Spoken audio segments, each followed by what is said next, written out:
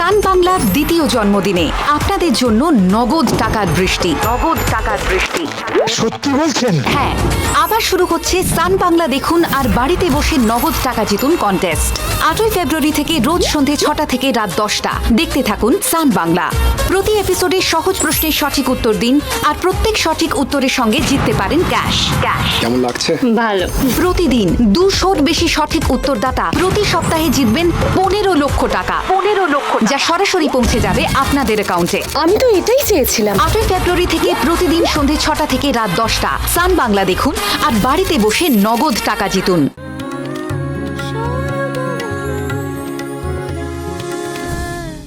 সাধের অনুষ্ঠান যখন চলবে তখন বাড়িতে লোক ঢুকিয়ে কিডন্যাপ করে দেবো। Are you freaking out or what, man? হ্যাঁ?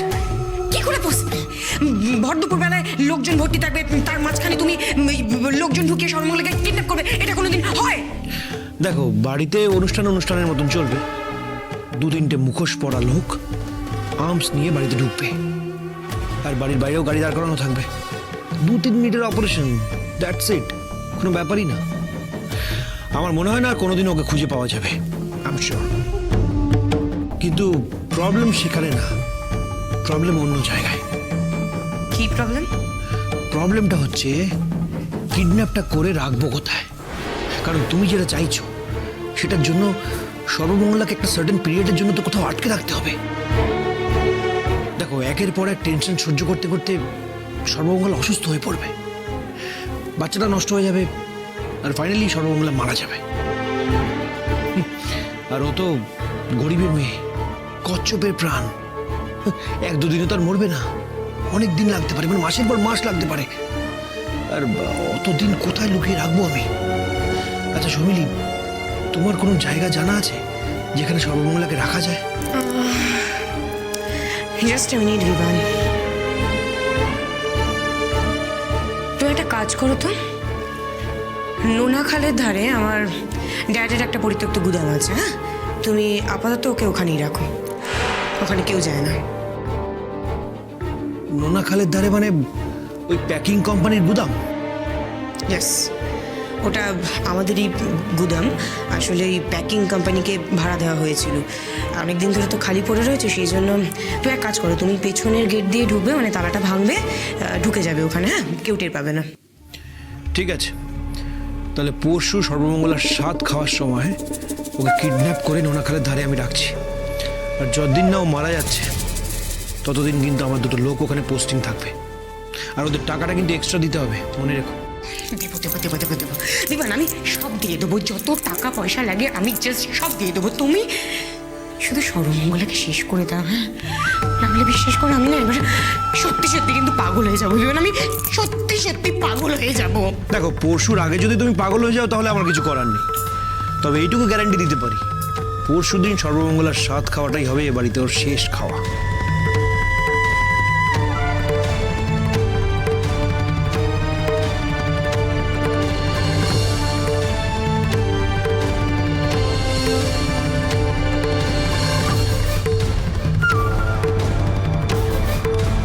রাখছি, গুড নাইট।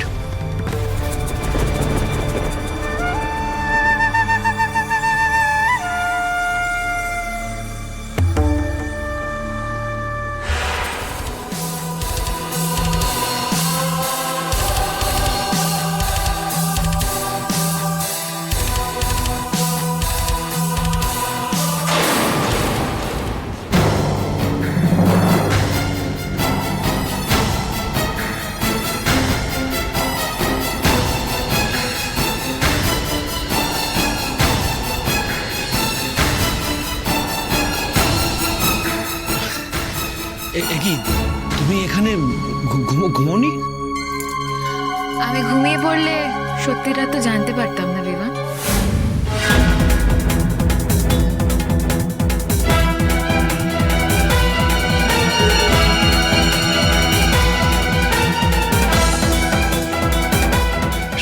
সঙ্গীতা, শোনো আমার কথা শোনো। আমি আরেকজনের প্রশংসা না করে জাস্ট পারছি না।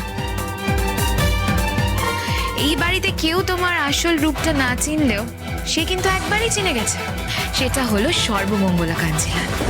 I must say she is really brilliant.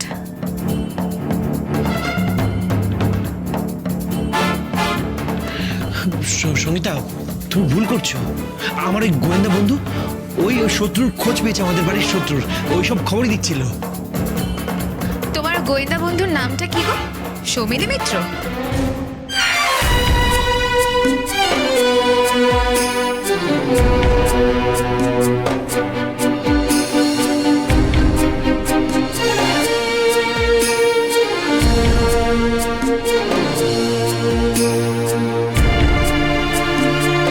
আচ্ছা বিমান, সৌমিলি মিত্রর সঙ্গে তোমার যখন ফোনে কথা হয় তার মানে নিশ্চয়ই দেখাও হয়। সত্যি করে বলো তো, যখন মিট করেছো ওকে, আমাকে নিয়ে কোনো কথা হয়নি? বলেনি আমার ব্যাপারে কিছু? এসব তুমি কি বলছো সঙ্গীতা? কে সৌমিলি মিত্র? এই, আমার সামনে আর নাটক করো না। তুমি এক কাজ করো, সৌমিলি মিত্রকে একটা ফোন করো, করে জিজ্ঞাসা করো এই বাড়িতে সব থেকে বড় সাপোর্টার ওর কে, কে ওর জন্য দিনের পর দিন গলা ফাটিয়ে ঝগড়া করেছে।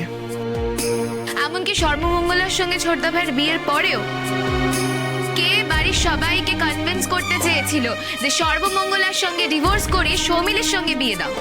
ইনফ্যাক্ট আস্ক হার যে মেজদা ভাইকে যখন সৌমিলি বিয়ে করে এই বাড়িতে এসেছিল সর্বমঙ্গলাকে বাড়ি থেকে তাড়িয়ে দেবে বলে, ওকে সব থেকে বেশি সাপোর্ট কে করেছিল? করো করো করো, জিজ্ঞাসা করো।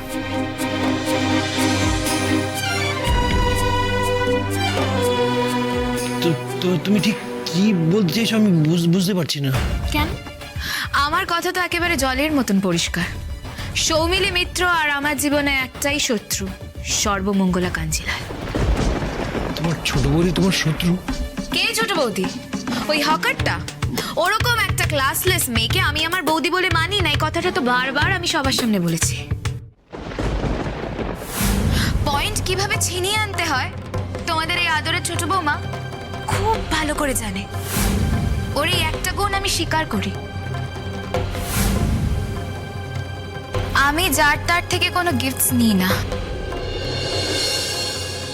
ছোটদা ভাই যখন বিয়ে টিয়ে দিলে তখন তো দেখেছিলাম ওর বাবা বোধহয় ট্রেনে হকারি করতো আর ওর মা সিম্পল হাউসওয়াইফ। কিন্তু সঙ্গীতা, তুমি তো কাউকে সেটা বুঝতে দিচ্ছ না, এমনকি আমাকেও বুঝতে দাওনি। তুমি আমাকে বুঝতে দিয়েছো যে তুমি এই বাড়িতে সর্বমঙ্গলাকে শেষ করতে এসেছো। আমি আগেই আন্দাজ করেছিলাম। ইনফ্যাক্ট তোমার সঙ্গে যেদিন প্রথম দেখা হয়েছিল তোমার চোখ দুটো দেখেই বুঝেছিলাম তুমি আমার মতন পাক্কা খিলাড়ি। কিন্তু আই থিঙ্ক আই ওয়াজ রং। তুমি আমাকে হতাশ করলে ভিভান। কেন? রতনে রতন সেন, এই কথাটা আমার জন্য প্রযোজ্য, তোমার জন্য নয়। তুমি তো আমাকে চিনতেই পারোনি, আমি কিন্তু তোমাকে ঠিক চিনেছি। ইনফ্যাক্ট যা হয় ভালোর জন্যই হয়। তুমি এবার আমার হয়ে কাজটা করে দেবে। আমাকে আর ভালো মানুষ সেজে সর্বমঙ্গলার ক্ষতি করার নাটকটা করতে হবে না। জানো, আমি ভেবেছিলাম বিয়ের পর তোমাকে লাইনে এনে সর্বমঙ্গলার ক্ষতি করাবো। যা হয় ভালোর জন্যই হয়। আচ্ছা ভিভান, তুমি সৌমিলিকে আগে থেকেই চিনতে নাকি কন্ট্রাক্টটার জন্য চিনেছো?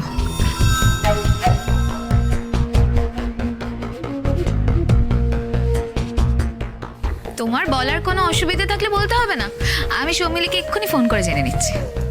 এই সঙ্গীতা, তুমি সত্যি বলছো? সত্যি তুমি সর্বমঙ্গলার ক্ষতি চাও নাকি কোনো চাল চালছো? সত্যি কথা বলো তো। এই শোনো, এত রাতে এক কথা বারবার শুনতে আমার ভালো লাগছে না, আমি যাই। না না না, মানে শোনো আমার কথা শোনো। আমি ভেবেছিলাম সর্বমঙ্গলা একটা হিল্লে করে এই বাড়ি থেকে চলে যাব। আসলে এই ধরনের মিশনের কত সঙ্গীতাই এলো গেল, বুঝতেই তো পারো। প্রথমে কাউকে একটা ঢাল করে বাড়িতে ঢুকি, তারপরে যুদ্ধ শেষ হলে ঢালের কথা আর কে মনে রাখে। তবে আমি এইটা ভাবিনি যে এখানে এসে তোমার মতন একটা পার্টনার পেয়ে যাব।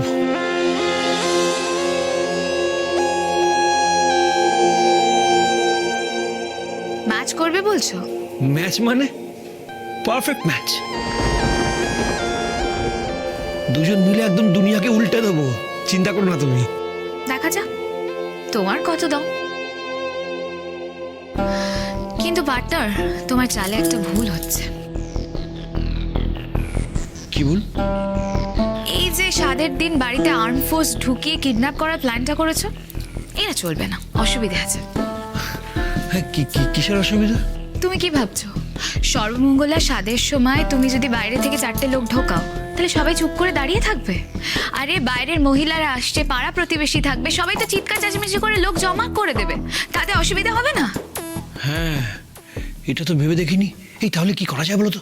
তোমায় কিছু করতে হবে না, যেমন বাড়িতে ভালো জামাই সেজে আছো তেমনই হয়ে থাকো। 7টা হয়ে গেলে আমি সর্বমঙ্গলাকে নিয়ে হাই স্কুলের পেছনের পার্কটায় যাব। স্কুল এখন ছুটি, আর দুপুরবেলা ওই পার্কের আশেপাশের রাস্তা ফাঁকা থাকে। তুমি তোমার লোকজনদের বলো ওখান থেকে সর্বমঙ্গলাকে কিডন্যাপ করে নিয়ে যেতে। বাড়িতে এসব ঝামেলা করো না, চাপ হবে। কিন্তু সঙ্গীতা, সর্বমঙ্গলা তোমার সঙ্গে পার্কে যাবে? বাড়িতে এতদিন ধরে আছো, কোনো খবরই রাখো না দেখছি। এখন সর্বমঙ্গলাকে প্রত্যেকটা মেডিকেল চেকআপে আমি নিয়ে যাই। আমার তো আর কিডন্যাপ করার ক্ষমতা নেই। ভেবেছিলাম এমন একটা কিছু করব যাতে ওর বাচ্চাটা নষ্ট হয়ে যায়। এই ধরো হাঁটতে গিয়ে ল্যাং মেরে ফেলে দেবো বা রিক্সা থেকে ধাক্কা দিয়ে দেবো। ইনফ্যাক্ট 7-এর দিনই সর্বমঙ্গলার চেকআপ আছে। আমি ভেবেছিলাম ওই দিনই কাজটা সেরে ফেলবো। এবার ভালো হলো, তুমিও যখন ওটাই চাও তাহলে দুজনে মিলেমিশে কাজটা করে ফেলবো।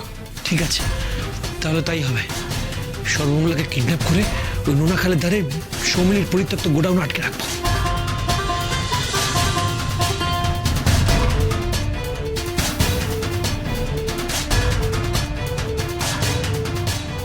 আমি কিন্তু মাঝে মধ্যেই যাব, গিয়ে নিজের চোখে সর্বমঙ্গলাকে তিল তিল করে মরতে দেখবো।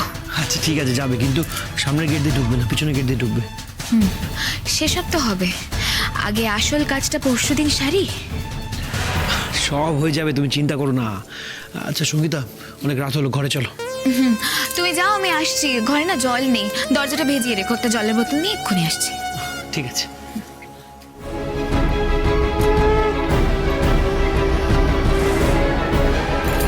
তোমার মৃত্যুবান আমার হাতে, এবার তোমাকে কে বাঁচায়?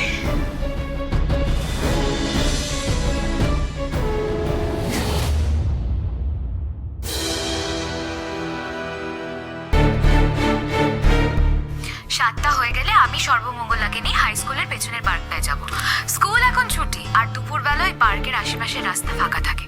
তুমি তোমার লোকজনদের বলো ওখান থেকে সর্বমঙ্গলাকে কিডন্যাপ করে নিয়ে যেতে।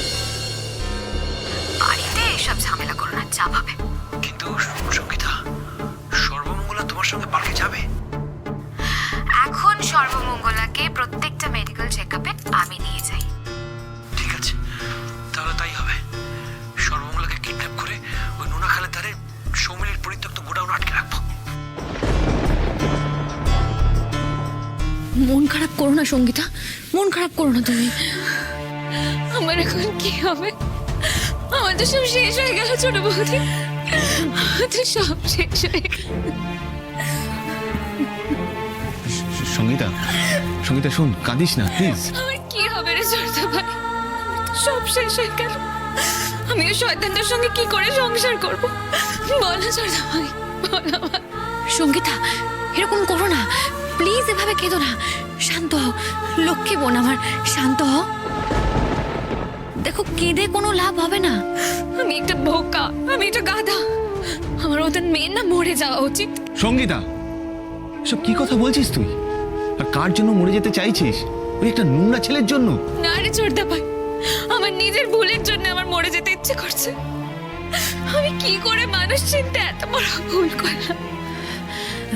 ভুলই তো করেছো সঙ্গীতা, কোনো পাপ তো করনি, অন্যায় তো করনি। কে বলেছে ছোট বৌদি আমি কোনো অন্যায় করিনি? তুমি বিয়ে হয়ে বাড়িতে আসার পর দিন থেকে তোমার সাথে আমি চরম অন্যায় করেছি, কম খারাপ ব্যবহার করেছি তোমার সঙ্গে। সবাই তোমাকে মাথায় তুলে রাখতে দেখে আমার হিংসে হতো। আমি সব সময় জেলাস ফিল করতাম। আমার বারবার মনে হতো তুমি একটা গ্রামের মেয়ে, আমি শহরের মেয়ে, তোমার থেকে কত বেশি পড়াশোনা জানি আমি, তাও কেন সবাই তোমাকেই প্রেফার করবে? কিন্তু তুমি তুমি তো আমাকে সবকিছু থেকে বারবার সাবধান করেছো। ঠিক হয়েছে, একদম ঠিক হয়েছে। আমার সাথে এটাই হওয়ার দরকার ছিল। ভাগ্য আমার কান ধরে দেখিয়ে দিয়েছে যে অহংকারী পতনের মূল। এই শাস্তিটা না আমার অনেক আগেই পাওয়া উচিত ছিল। সঙ্গীতা, আমাদের মাঝে মধ্যে শাস্তি পাওয়া উচিত, জানিস তো, তাহলে শিক্ষাটা সম্পূর্ণ হয়। এই আমাকেই দেখ না, আমি তোর ছোট বৌদিকে কত অবিশ্বাস করেছি, অপমান করিনি, জিজ্ঞেস কর। কিন্তু ঝাঁকুনিটা কখন খেয়েছি জানিস? যখন তোদের ছোট বৌদি বাড়ি ছেড়ে চলে গেল। আর শুধু আমি না, বাড়ির সবাই তখন বুঝলাম যে সংসারের কত বড় জায়গা জুড়ে তোর ছোট বৌদি বাস করত।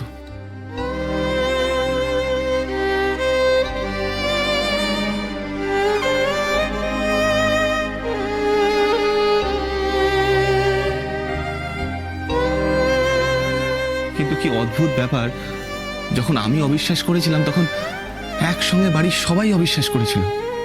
আমরা সবাই একই ভুল করেছিলাম, যে ভুলের জন্য এই মেয়েটা জীবন অবধি চলে যেতে পারত।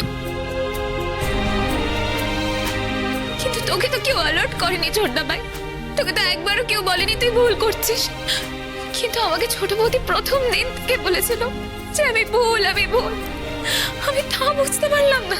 আমাকে অ্যালার্ট করেছিল রে, বড় বৌদি, দিদি ভাই, কেউ বিশ্বাস করতে চায়নি যে তোর ছোট বৌদি আলাদা করে একটা অ্যাকাউন্ট করে সেখানে টাকা সরিয়ে রাখবে। ওরা দুজনেই আমাকে বলেছিল, আমাকে বুঝিয়েছিল, কিন্তু তখন আমার মাথায় একটা অবিশ্বাসের ভূত চেপেছিল। আমি সব সাদাকে তখন কালো দেখছিলাম, ঠিক যেমন তুই কালোকে সাদা দেখেছিলিস। এটাকেই বোধহয় মতিভ্রম বলে, বা বিপদকালে বুদ্ধিনাশ। এই নিয়ে তুই আর আক্ষেপ করিস না বোন। আক্ষেপ করা ছাড়া আর কি আছে বল? যা সর্বনাশ আমার হওয়ার তো হয়ে গেছে। এখন যদি শয়তানটাকে আমি ডিভোর্সও দিই, তাও তো আমার জীবনে একটা দাগ রয়ে গেল। কিসের দাগ সঙ্গীতা? কি এমন ক্ষতি হয় জীবনে এই দাগে? আর তাছাড়া দাগ তো তুমি নিজে সাধ করে লাগাওনি, ওই লোকটা তোমার গায়ে দাগ লাগিয়েছে। দোষ ওই লোকটার, তুমি কোনো দোষ করনি। তুমি কেন আক্ষেপ করছো? তুমি একজন মানুষকে বিশ্বাস করেছো আর সেই মানুষটা তোমাকে ঠকিয়েছে। দোষ যদি কেউ করে থাকে, অন্যায় যদি কেউ করে থাকে, তবে ওই মানুষটা করেছে, তুমি করনি সঙ্গীতা। আর অন্যায়ের শাস্তি ও পাবে, তুমি পাবে না। কি শাস্তি পাবে ও? ওই শয়তানটা আমার যতটা ক্ষতি করেছে তার তুলনায় কতটা শাস্তি পাবে ও? চিন্তা করিস না সঙ্গীতা, ওকে শাস্তি তুই দিবি, তখন তোর মনের জ্বালা জুড়বে তো। ছোট বৌদি, আমার মনের জ্বালা তখনই জুড়বে যদি তুমি আমাকে ক্ষমা করে দাও।